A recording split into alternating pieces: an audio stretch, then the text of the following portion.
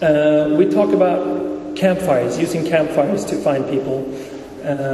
Campfires are meeting places since ancient times where people find information, and where stories are born and spread. That's the way we look at how to communicate.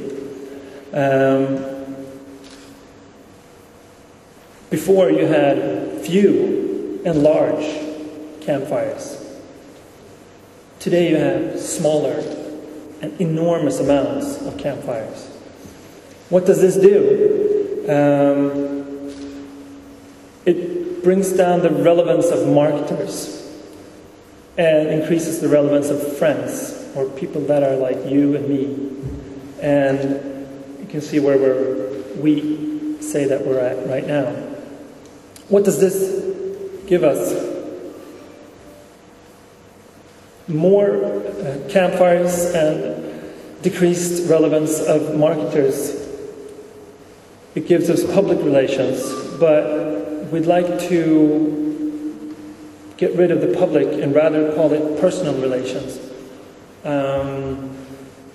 Because today, more important than ever, that you need to create a personal relation with all your target groups. You need to look at target groups as individuals. That was the 2 minutes. So how does this relate to social media? And as someone joked about earlier, the social media guru. Yeah, a few of my colleagues, they tend to call me that when they talk to their clients. It's not a nice word, but the joke is out there. So, what do social media gurus say? Use dialogue. Create a dialogue with your target groups. Don't distribute. Communicate. Be transparent. Never lie. Always tell the whole truth. And use a personality. Be personal. Don't use a corporate voice. And if we go back a couple of slides, what's the hardest part out of these 3 words to create? What can't you fake? I'd say you can fake a dialogue. Well, it's not faking. I mean, you can create a dialogue. It's nothing hard. It's all answer the questions, listen. You can be transparent without, you can fake transparency. It's not the hardest part. But personality is the hardest part, I'd say. Because personality is, you cannot fake it. You have to bring yourself to the blog or to the Twitter account or to your website, whatever you're doing. And this is something that a lot of people, a lot of organizations do not dare doing. And this is what we focused on when launching this phone through a launch blog. This is what it looked like.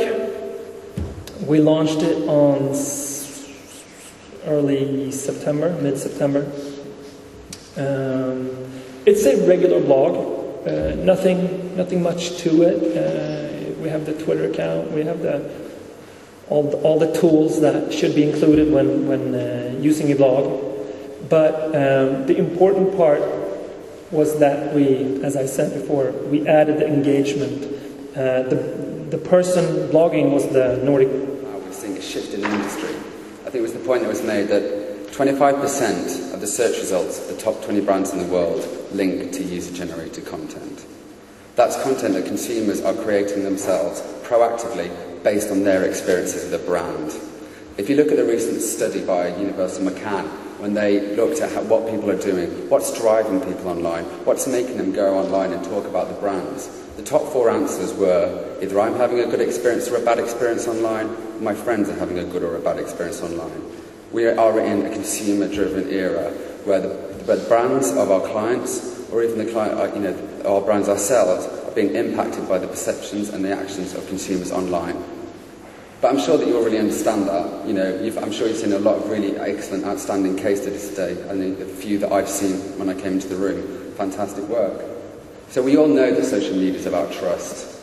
I think we all understand the fact that we could sit here today and do nothing about social media, but it's still going to continue.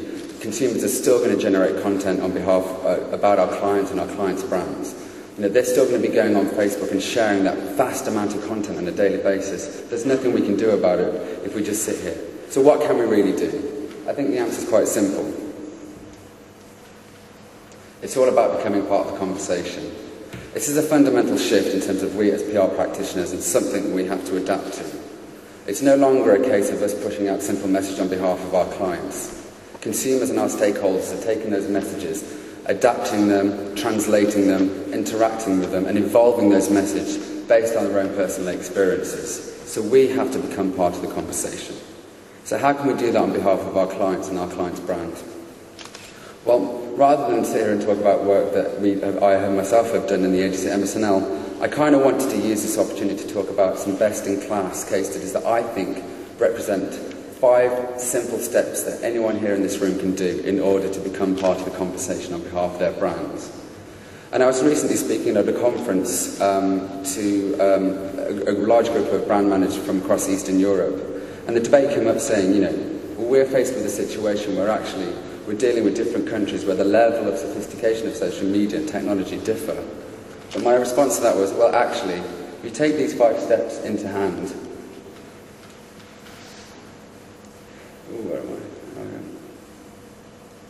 then you can actually become part of the conversation regardless of the sophistication.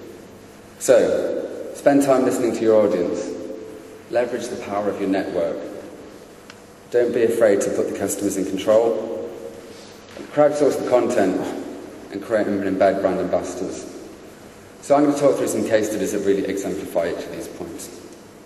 And this one I think is really, really important, and I think it's the fundamental of everything that every PR agency or every PR practitioner should do. Listen. It's quite a simple thing to say, but in practice, you know, it's something that actually, it becomes an art. And I want to use this case study of a company called Neal's Yard.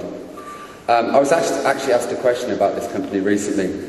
They were asked by The Guardian to take part in a live Q&A session on The Guardian's website. For those of you that don't know The Guardian and The Guardian's website. Why are we so interested in digital in our agency? Actually, it goes back in some respects to a very significant challenge that I think public relations agencies face. And as you know, one of our biggest issues has been the measurability of what we do and the impact that it has upon our target audiences and the value that we perceive or that we create for our customers and our clients. Actually, digital media for the first time really allows us to do in a very low-cost way, be able to illustrate exactly how many people that we can reach out to, how many conversations we can have, actually clearly show the people that we're influencing, both in the large and in the small.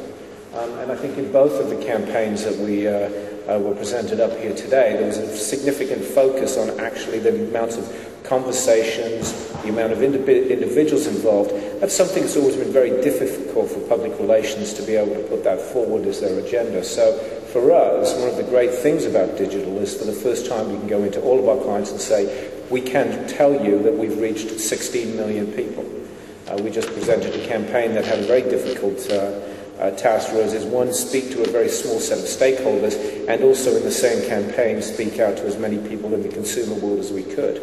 And because we had a strong digital element of it, we were able to do both very cost effectively and also deliver the type of numbers that they were looking for.